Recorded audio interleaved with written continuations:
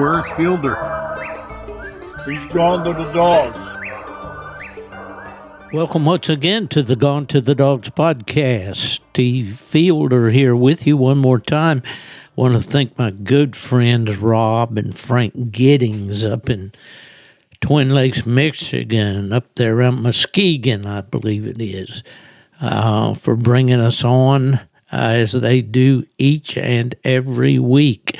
Rob is the voice that is in the truck, pulls up, rolls down the window and says, "Where's Fielder?" And his dad speaks up and says, "He's gone to the dogs."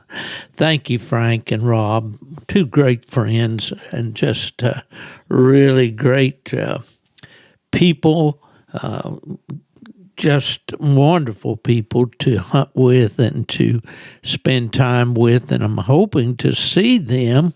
I'll let the cat out of the bag here, but I'll be attending UKC Walker Days this year with my good friends Randy and Troy Smith.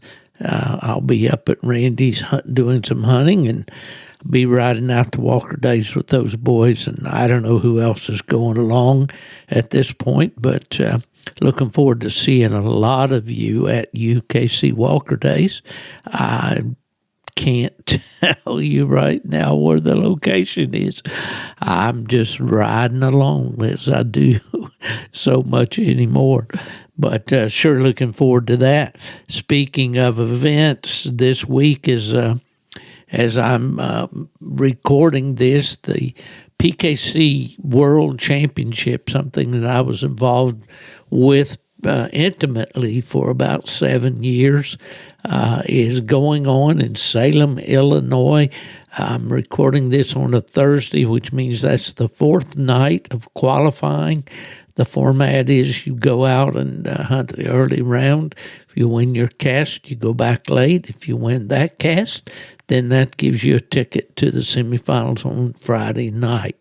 Maybe they call them quarterfinals. I'm not sure. But anyway, 4 nights to qualify, Monday through Thursday. And then all those doubled up dogs will draw out and cast on Friday night. And it'll be an elimination going forward. But anyway, PKC World Championship Week. Exciting times.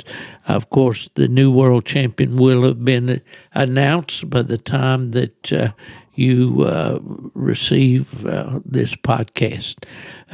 Also, for my plot buddies around the country, especially in the eastern part of the country, the American Plot Association's annual breed days is going on this weekend in Greenville, Tennessee. My buddy and partner Mark Miller is already there and on this Thursday, and we'll be there through the weekend. Hopefully our friend Cody Fox will be able to attend this year. Cody, as I've said in the past, has had a serious work-related accident, which he received a broken nose, a broken eye socket, some broken ribs, and he's on the mend, and I think he'll be there, but I can't be sure about that. My headphones are cutting in and out on me here. I may need to get another cord. Okay, I switched cords, and it does sound better on my end. I hope it's coming through to you guys. Anyway, I was talking about the American Plot Association Breed Days this weekend, and I'll have some more to say about that next week in the podcast. All right. This week had an interesting conversation on the Coon Hunting Conversations group on Facebook. I started this along with Alan Bridges back, I don't know when we started this thing, but it's been out there 3 or 4 years, I guess. And we're, excited about the fact that We've got a lot of members in that group. I think there's somewhere around 12,000. And as we started that one out, we were determined to keep it clean, keep it free of advertising, keep the keyboard commanders or commandos, as I call them, at bay, and just have some good dog talk, some good conversations. So this week I posted the following: who is the best coonhound pup trainer alive today? And I mentioned that I posed the question in last week's Gone to the Dogs podcast. Who is the guy or gal in your experience that has the knack of taking a green pup and making a finished hound out of it, either a top pleasure hound or a dog that can win at the higher levels of the sport? And then I tagged that question with a request that the comment also include why that you think they are the best. And is it their win records, their methods, their longevity in the sport, or what? Anyway, got 107 replies as of the recording of this podcast. So I thought that was pretty doggone good. My friend, a couple of friends that would go out to the White River with each fall, Trey Perrin from Alabama, the son of Jamie Perrin. Well, Trey posted that. He said, my buddy Randy Smith. Now, that's Randy Smith of Black and Tan fame from down in Mississippi. He said, my buddy Randy Smith is pretty sharp with those black dogs. Just imagine what he could do with a white dog. The guys are always digging each other. Let's see, and there was a reply to that. Let's see. Oh, I guess that's just me saying that I agree. Randy Smith has the knack for sure. He go, and if you go hunting with Randy, you'll understand why. Randy is a quiet guy. He's not out there, flamboyant, bragging, trying to show people what to do.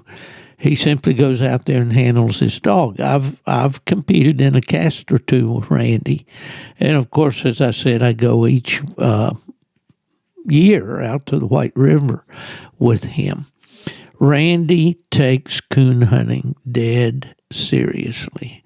He is a guy that likes to hunt a young dog, and he's had a lot of success in starting dogs, taking them up to where he feels like that they're ready to compete. He'll put them in the hunts, and if you come by and make an offer, and it better be a healthy one, he'll move the dog down the road, and he sold some mighty good ones.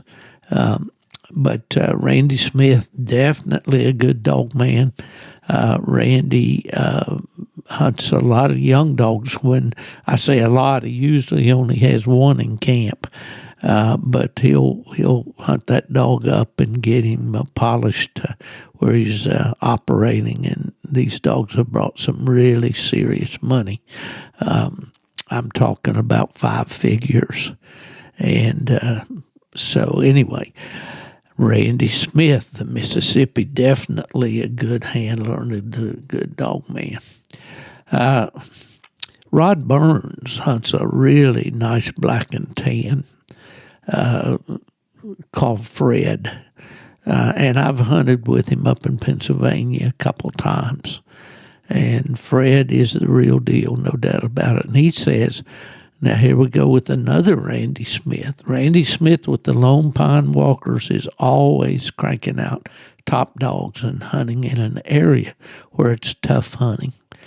Well, you're right on both counts there, Rod.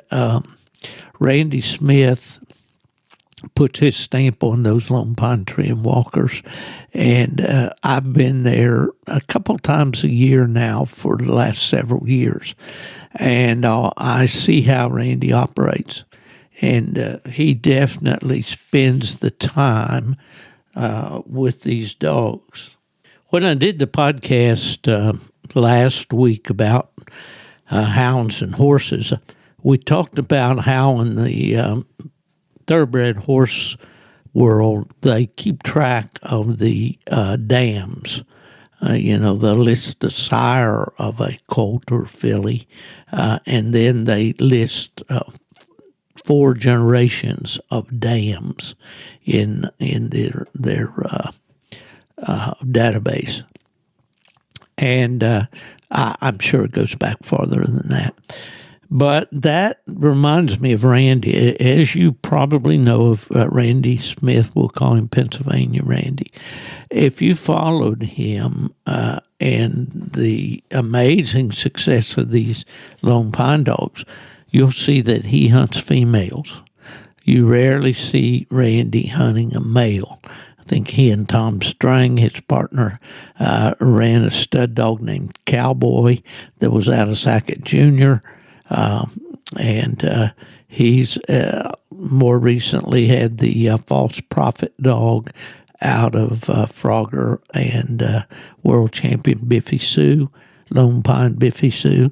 But mostly he's going to be hunting females. And,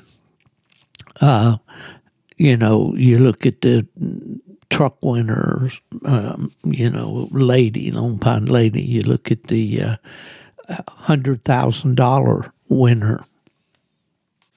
The $100,000 hunt winner, Lone Pine Bella, a female.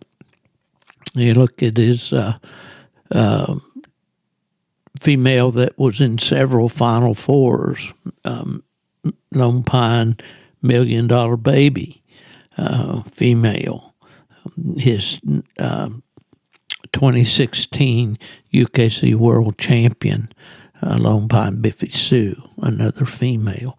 But the thing about these Lone Pine dogs are they come down through the generations. They've all been born right there in Kittanning, Pennsylvania, on Randy's farm. And but what Randy will do is he'll take he'll pick a pup or maybe 2 out of each litter and hold those back. And he just has an uncanny knack of picking a good one because those are the pups that go on to win these big hunts. And so anyway, yeah, I'd have to agree with Rod Burns, a former Mr. Green Jeans, we get him, a former conservation officer that I enjoy hunting with when I go up to Randy's, and man, he does have a nice black and tan. Okay, C.W. Eldridge, my blue tick buddy down in Georgia, he says, Steve, you know who was the best? And I didn't have to ask him. I knew that he was talking about the late Ed Mead from up at Springport, Michigan. Ed was a guru when it came to training puppies. He put out some videos. He had some kind of unique, unorthodox methods, but he was absolutely successful in in starting pups at incredibly young ages.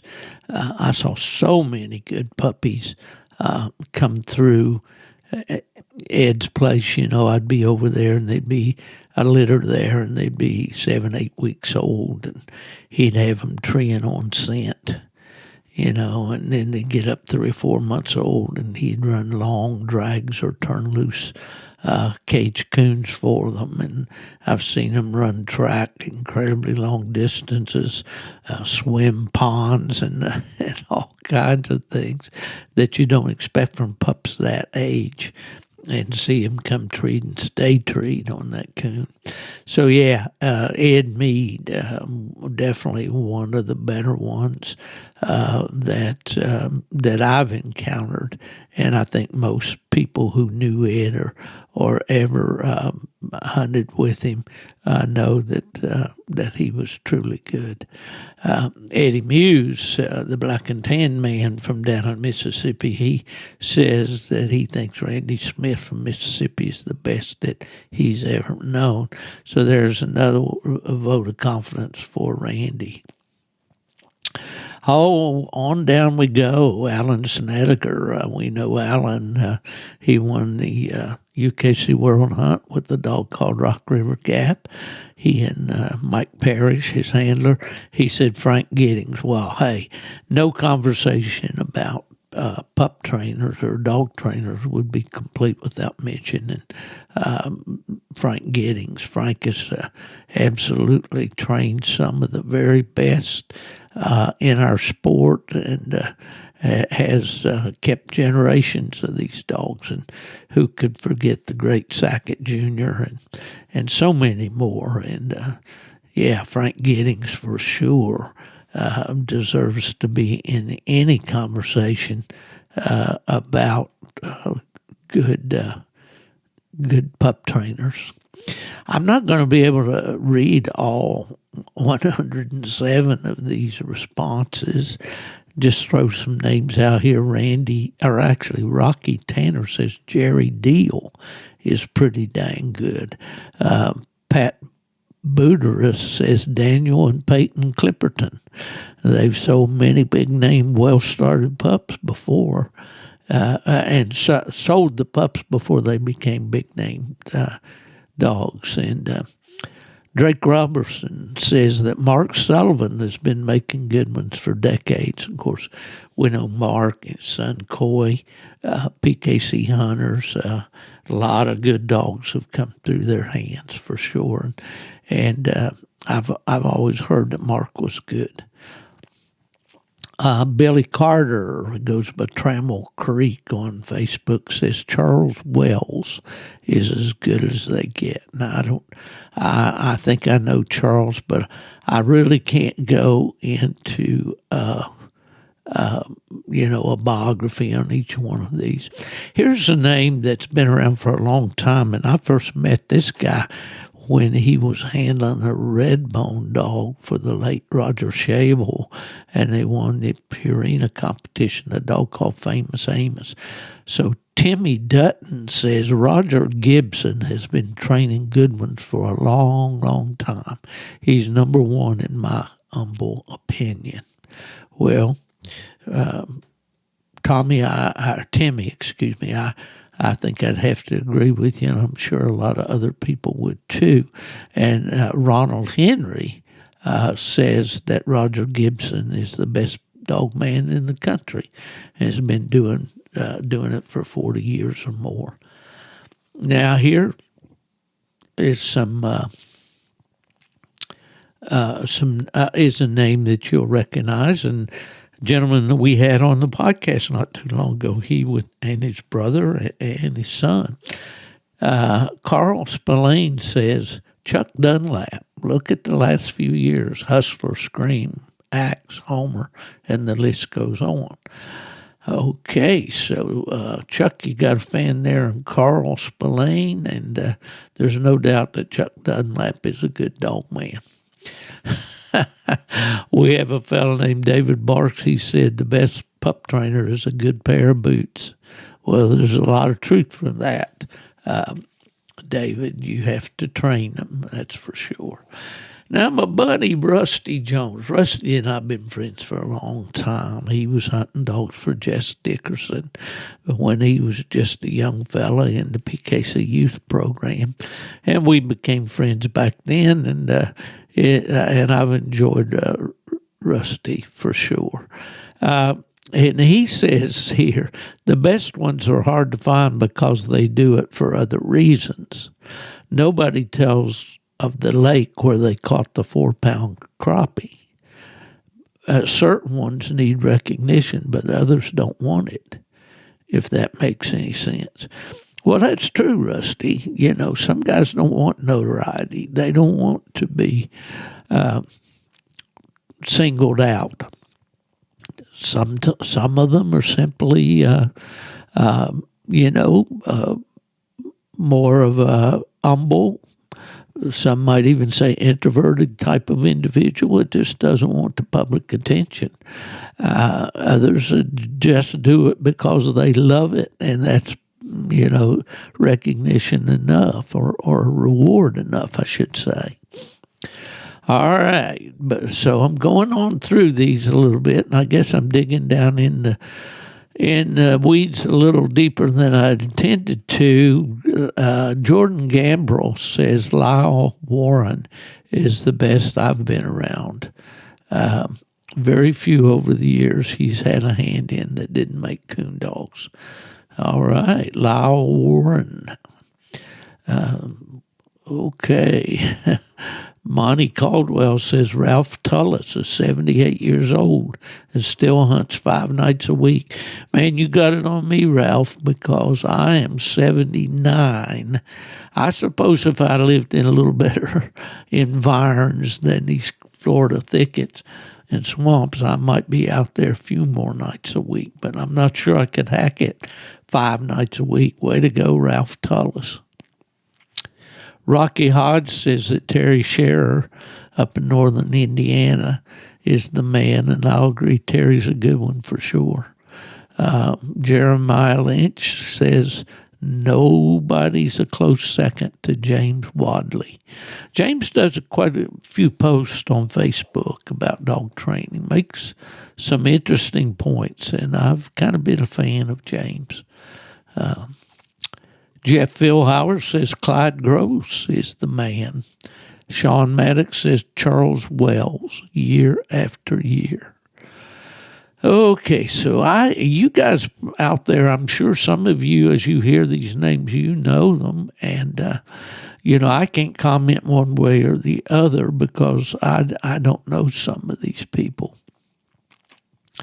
Here's an interesting point. Ron Moore says, most people will give names of the people they're most familiar with. To say who's the best is very hard to do.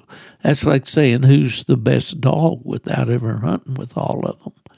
Training a pup is more than just hunting it till it reaches its potential. Most depend on the dog itself.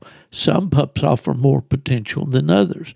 The person that sees that potential without getting discouraged will usually end up with a coon dog. There are so many variables to training a pup. Well, I think you get the point on this. I mean, everybody has their favorite. This one was kind of interesting. I think I'll close with it.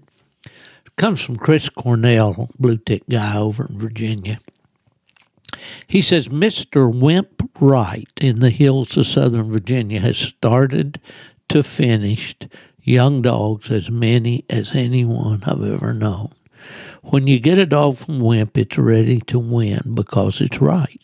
Winning local hunts, to Southeastern Tree and Walker Days, to PKC Platinum Champions, to UKC World Champions have come from Wimp's backyard. And around 84 years young, he still has the knowledge. He's my mentor. And his son, Boo Kaiser Winford Wright Jr., that's a mouthful, is carrying the torch.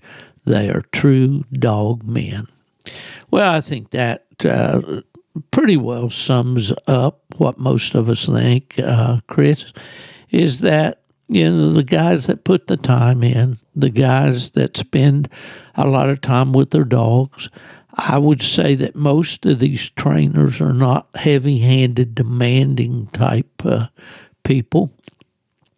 I would rather venture to say that most of these good trainers are patient men, and could be women as well. I'm sure there's some really good lady dog trainers out there.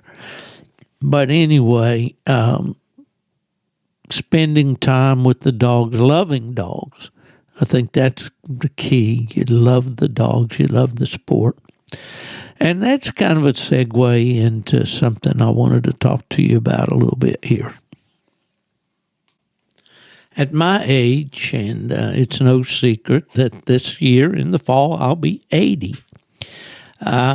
There's a lot of reflection that goes on. There's a lot of looking back and thinking about things, and you wonder, why certain things worked out the way they did, and all. I guess that's just a cycle of life. Is things slow down, and you're not so much out there, hustling the way that you might have done in the past. You have more time to think and reflect and so forth.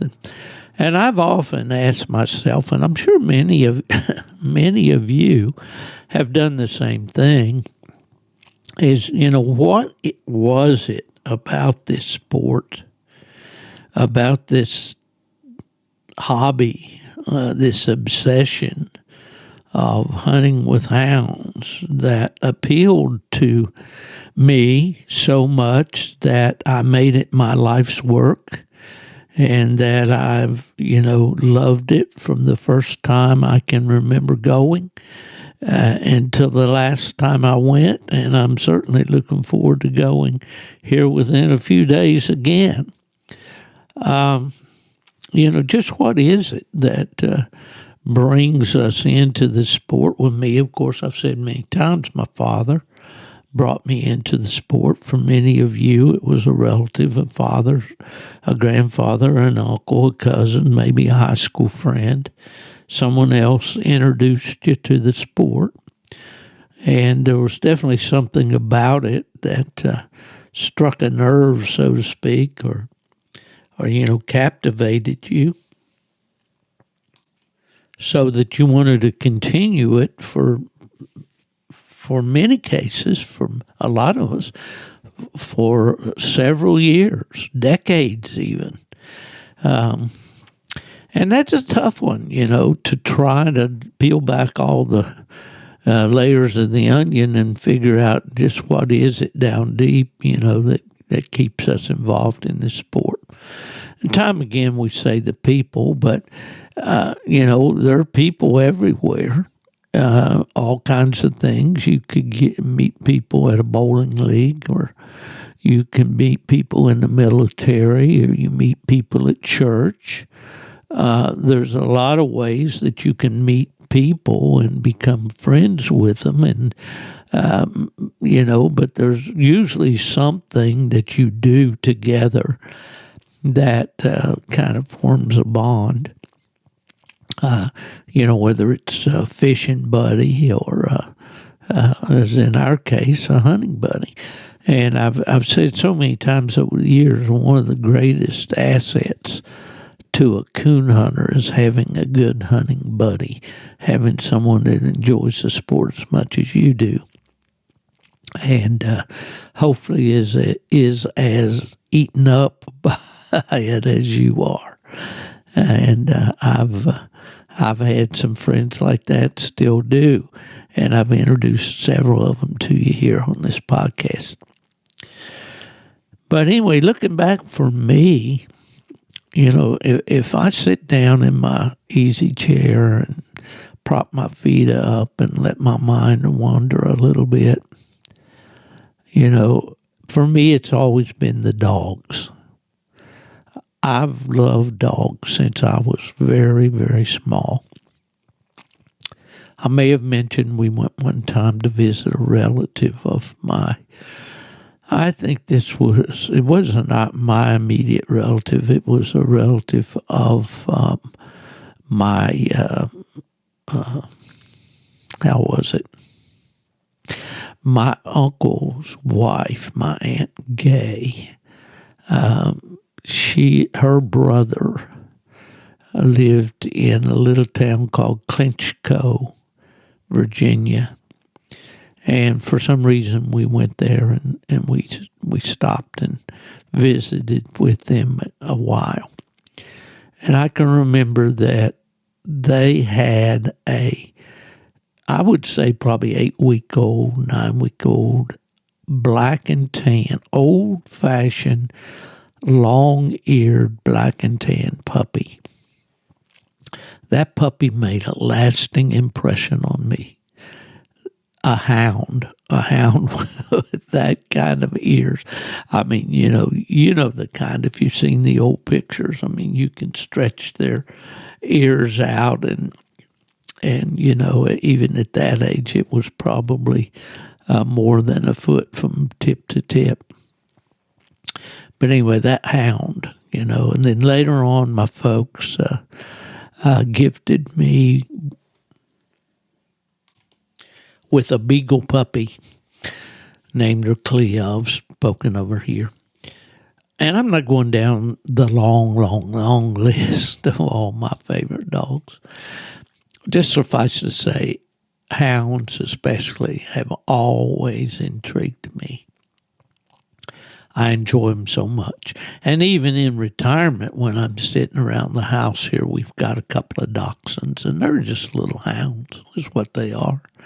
They have a hound head and hound ears and a hound attitude. So it's always been about the dogs for me. And I think for all of us, we'd have to say that that's the main thing. And then beyond just loving dogs and liking to rub their ears and watch their antics and see their loyalty and their faithfulness to us, we love to see them do what they were bred to do. And, of course, when you put all that together with a well-bred puppy and getting him in, then taking him out into great outdoors, which is getting harder and harder to find each year, unfortunately for us. But I think the combination of the dogs and the outdoors and the raccoon or the bear or the bobcat or the bunny or whatever you put into the mix as the quarry, so to speak, it all comes together to form just this almost mystical experience. You know, I've written over the years, or tried to write my feelings about a hunt, what takes place out on the hunt, and you know, try to express the adrenaline that you feel when you walk out there and reach down and unsnap that hound and you watch him leave on a dead run into the night, surrounded by the shadows of darkness and perhaps the glow of a full moon, the buzz of the mosquitoes and the song of the tree frog peepers, the spring peepers, and as in the introduction of this podcast, the whippoorwills, and just to try to recreate that feeling of being out there at night and releasing that dog with the expectation that he's soon going to find a track, and when he does, he's going to bark, and that sound of that hound is the one thing, I believe, the single factor that most coon hunters would agree that brings them back time after time. The ability then to understand to communicate with the dog, to understand what the dog is communicating to you. All of that just comes together in such a it's almost a spiritual way, you know. And for those of us of faith, we certainly always at those times, you know, we acknowledge that God has made all this possible for us. And we thank our Creator for making the night and for making the creatures of the night and for making the hounds and the coon and all of the aspects of this wonderful sport that come together. There's just so many facets to it. It's hard to put your finger on them all, but they all come together, whether it's listening to the howling of a distant pack of coyotes or the moaning of the whistle of a train at a crossing miles away as you stand there in the dark listening for the voice of your hound. And then it goes into another level when you hear that wonderful locate, that distinctive bark that tells you the dog has found the coon, has found the tree that the coon's in. My friend Clayton Stark has gone to great lengths to record some of these locates on dogs with these phenomenal mouths. And it's worth a trip over to YouTube and click on some of Clayton's stuff, and you'll hear some phenomenal hound voices. But for me, that was the draw from the start for me. And that sustained me down through the years, even into my age now. Granted, I can't participate the way I used to. I can't follow a dog the way I used to. I cannot competition hunt, and I love to do that. I loved competition hunting. Just is not within the realm of physical possibility now for me. But it's something that I can go along as long as I'm not required to be, to walk at a pace that won't slow the cast down, and can handle my dog and, keep things moving along the way I used to with such ease.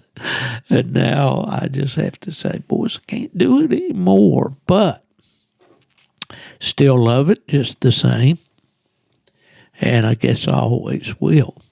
What is it for you? What is it about? Is it a young dog? I think a young dog probably excites us more than anything else. We have respect for the old dogs, and we get comfortable with the fact that they make it look easy. But then these young dogs come along, and the expectation each night of, is he really going to put it all together tonight? Is that switch going to flip tonight? He's been trailing, and he's been working the track, and he's been doing a pretty good job at it, and all. But is he going to be able to find that coon in the tree and instinctively roll that trail bark over to a tree chop and sit there until I can come and pat him on the head and praise him? That's the expectation. And when we talk about these pup trainers, these guys have gone through lots of puppies, and they just seem to know, when the dog's doing this, maybe we should change things up a little bit. Let's set him up when it comes to young puppies. I would think most of them would agree that we want to set them up for success.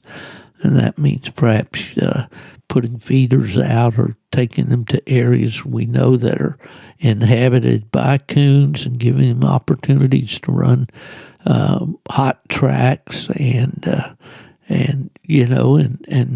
hopefully get after one, and in best case scenario, be there when that coon's scratching bark, climbing over that pup's head, and that switch goes off, and there he is.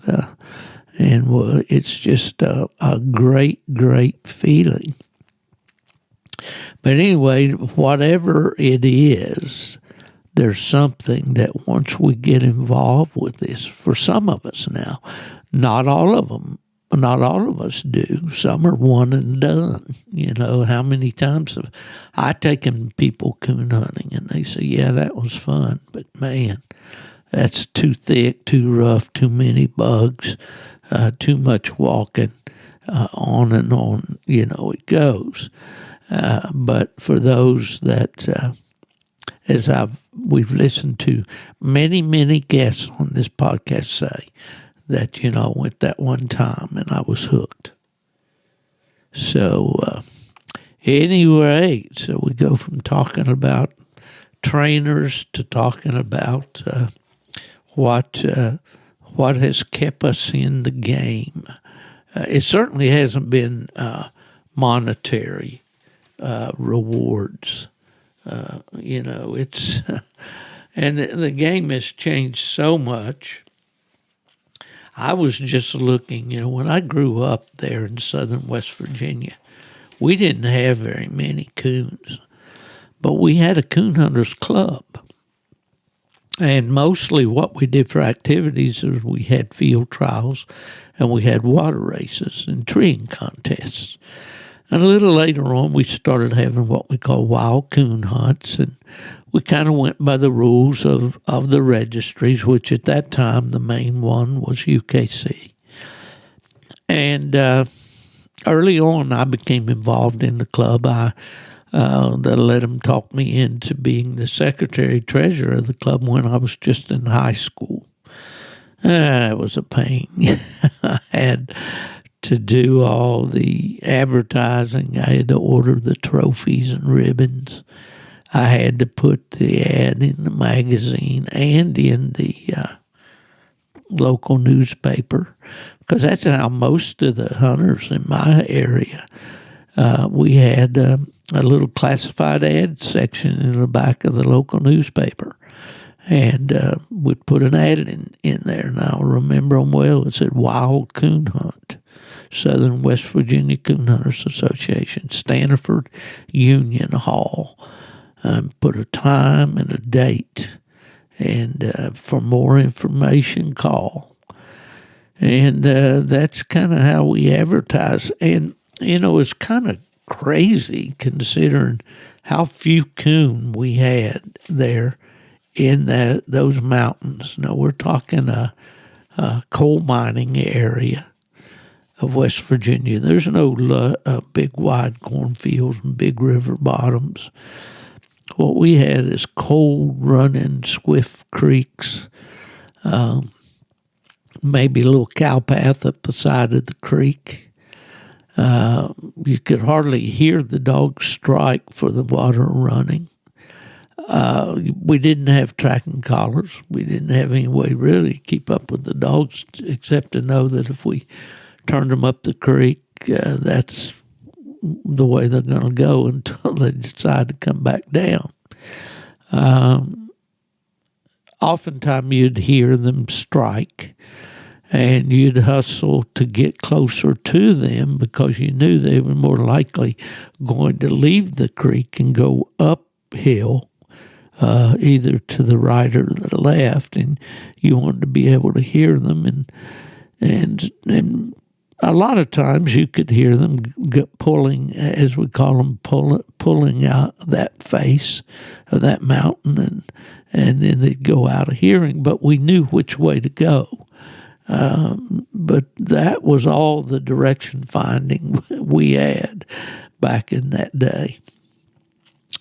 But the other day, I sat down in just thinking back and made a list of the local area coon hunters when I was a kid there, belonging to the club. And it's quite amazing. 43. Now, I know a lot of coon clubs today have trouble coming up with 5 or 10 members. But I will just from memory, these names came back to me. Lacey and Virgil Adkins, they were brothers. They lived in a little town called Piney View. fellow named Bill Cheesebrew. I never hunted much with Bill, except maybe at the club hunts. Didn't know too much about him. An older hunter at that time, Dewey Moore. A local legend, so to speak, because he ran ads in Full Cry magazine. He would go around the countryside and find good dogs, advertise them in the Coonhound magazines, usually Full Cry. And his name was Chick Scarborough. Anybody from my area certainly remember Chick. There was Cliff Talbert. He was a local used car salesman for the Pontiac dealership. There was Bob Vest. He was a bloke who ran a local plumbing shop. Clarence Griffith was a Baptist preacher. Bill Ormandy, a local businessman who liked the blue tick hound and owned an appliance dealership there with some friends. It was called Doy, D-O-Y, and he was the O in that partnership. Howard Meadows was a close friend of ours. My dad, a World War II veteran, prisoner of war, coal miner, seriously injured, walked with a severe limp, but was a hard hunter. Ray Jennings, he was a friend of Chick Scarborough's, and they hunted together a lot.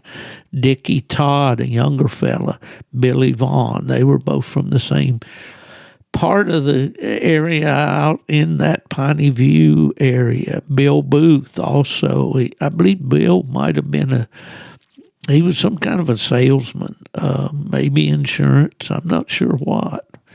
Then there was John Boland, who was a barber. Seemed like every community had a coon hunting barber back when I was a kid.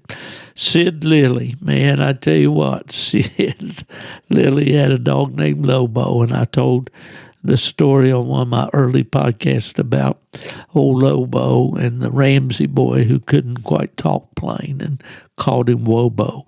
There was a good story there. My good friend Winston Smith that I hunted with quite a bit, and he had some plots back in the day, and Winston's been battling cancer, and I talked to Winston not long ago, and just ask you good folks to pray for my buddy Winston. He and his lovely wife Jan, just great folks. Terry Daniel from down around the Glen Daniel way, down in the area where little Jimmy Dickens came from, the Grand Ole Opry star. Terry was quite a character and was the president of our coon club at one time. Here's a guy that was one of the slickest looking guys and always had a big handsome walker dog. His name was Woolsey Acord. Woolsey, Woolsey, had a little pencil mustache, always hair combed to perfection, nicely dressed, a coon hunter that always had a pretty good dog from what I could tell. A couple of plot guys, and still involved in the sport, still good friends of mine, John Sturgill and Les Boland. They were, Carlos Howerton was another guy that I don't think I mentioned him. Yes, I did later on. But these were the plot guys besides me in the club. Jimmy Allen and his buddy Charlie Richmond. Boy, those guys were always together, always hunting together. They hunted walker dogs, and they were characters. And I always remember Jim and hunted with Jim. One night we were hunting in Forest Hill on a night hunt, and his dog had to cast one, and we were sitting there waiting for the clock really to run out, kind of, and here come his dog down the creek carrying a possum. Jimmy was not a happy man that night. Bob Boland. Bob hunted a red bone dog named Old Tom. And Bob was probably the only guy I knew that drove an International Harvester pickup. a red truck to go with his red dog. Bob was a character. I can tell you plenty of stories about him. I recently have become acquainted with Sam Harper from Eccles, West Virginia. Now, Sam's granddad, Adrian Harper, and his great uncle, Kenneth Harper, were redbone hunters and lived there in an area that we call Sand Lick, and were good hunters, good trainers. And I remember Kenneth was one of the first ones to set up the John Wick training method for deer breaking dogs, and he did a good job on a couple of those plot females that we had. Then there were the Mills brothers, not the singers, the coon hunters. There was Roscoe Mills, who now lives down in Alabama. His nephew Link, his brother Roger, and I didn't mention, I don't think, his other brother Eugene. They were all coon hunters, all kept good dogs, and were always at the hunts. Carlos Howerton, who was a friend of John Sturgill's, Ron Hayworth, another plot man. So there's a couple of plot guys there in the mix. Herman Cox was a superintendent at a mine there called Slab Fork in West Virginia.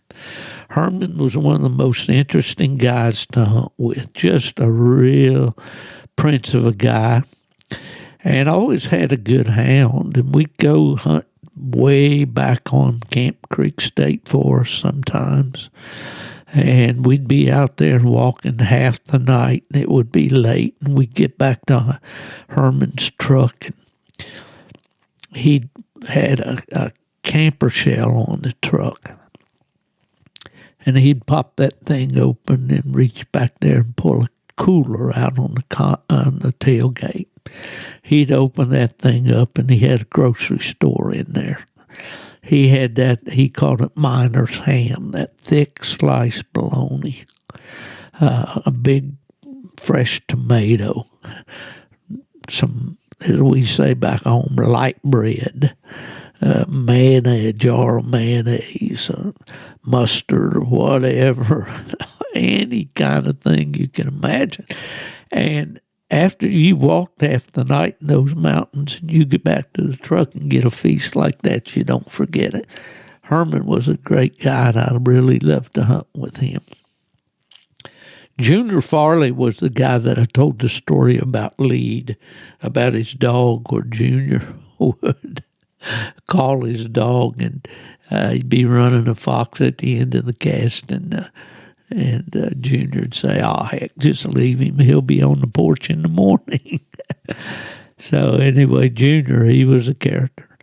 There's Tobe and Ronnie Bauer. They were from down around that Bolt area of West Virginia.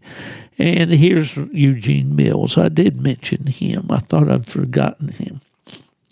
Now, when I first started coon hunting, and I may have written about this in my book, we held the coon hunters meetings at the Stanford Miners Union, United Mine Workers of America's Union Hall in Stanford. That's just outside of Beckley. And it was right next door to a Metropolitan insurance agent whose name was Dennis Wiley. Now, Mr. Wiley was a nice guy. He was an older gentleman, always dressed in a sport coat and tie because of his business. We kept the Club Raccoon there at Mr. Wiley's house, and it had a collar on it. And if you wanted to go do a little training of your puppies with a live coon, we'd take that coon out of the cage, lead it around, make a track for the pups. Buddy Bazzi, he was a fellow that was a friend of Winston Smith's out again around the Piney View area. Ernie Gray, friend of my dad's and mine. We bear hunted with Ernie. I could tell you lots of stories about Ernie. he liked the blue tick dog, and later on in life he had beagles and some good ones. Then there were the boys from down on, I can't think of the name of the creek, down toward Whitesville, West Virginia. They lived, I went down there one time, drove all the way down. I thought I'd never get there to hunt with them. There were three brothers, Pete, Bill, and Vibert Dickens, and Pete's boy, Ricky Dickens. And they would come to our night hunts and would come up to the car lot there in Beckley at lunchtime when all the coon hunters would gather around with Cliff Talbert and tell their stories. But anyway, can you imagine? Now, there were probably more coon hunters there than I mentioned than were coons in that county. I mean, we had coon hunters back in those days. And they were all good hunters, and they had good dogs. And a lot of times, rather than just hunt around those old abandoned strip mines, coal mines there in the cliffs and laurel thickets and all, guys would have favorite places they would go in Monroe or Greenbrier or Pocahontas counties in the eastern part of West Virginia. And so we had quite a thriving coon hunter population. And this was in the 70s when I came home from the Air Force in 73 and was hunting in the hunts. And before, that's about 10 years before I went to UKC. Okay, well, I think I've rambled on enough. Looks like we're working on an hour here. And I do appreciate the fact that you've let me do fly solo on these. I'm looking at the downloads, and they seem to be about the same. I know you'd rather probably hear some very interesting guests. And through the winter and all, it's kind of hard. Guys are either hunting or I guess they're just, cabin fever set in. But as the events pick up and all, there'll be a lot more news out there to report. But I do thank you for staying with the Gone to the Dogs podcast. The numbers have stayed right up there. We've been real pleased with that. And I know this is not a forever thing. I have conversations with myself all the time. Should I just put this aside and not try to come up with something each week to talk about with you? But as long as you're still listening and the numbers say that you are, we'll keep providing these podcasts. I want to take this opportunity to thank my good friend Buddy Woodbury out at W Hunting Supply, who makes this podcast possible. We tell you each week about Buddy, and I will mention again the sweepstakes that he has going on there. Once you go to the website, dusupply.com. Look at the information on the sweepstakes. You get, for each $1 that you spend with W, you get a ticket in the sweepstakes. And sometimes they run a deal, like, I don't know if it's still on now, but there was a deal on apparel where, you got 3 tickets for each $1 spent. So go on to dusupply.com and check all that out. You'll be glad you did. Great folks to work with. Also, my good friend, Mark Zepp. markzepp.com. Lots of things to entice you to get off your wallet on that website. And as you know, Mark worked many years with Wick Outdoor Works, the late John Wick, and he brought a lot of that customer service and quality of merchandise that John was known for so many years. Mark brought it into his own company, markzepp.com. Check him out. You'll be glad you did. Well, folks, with that being said, I will remember my dear mother on this day that I'm recording, March 19th. That was her birthday. She would have been 104 years old today if she had not passed. She did live to be 100 years and 11 days. So, Mom, we think about you all the time, but we also want to think about you especially today on your birthday. A West Virginia coal miner's daughter, married a farm boy from Tennessee, and as Paul Harvey would say, that's the rest of the story. Okay, folks, we'll check out next week. Hope to see you at Walker Days. This is the old coon hunter Steve Fielder saying, if you're looking for me, it's easy. I've gone to the dogs.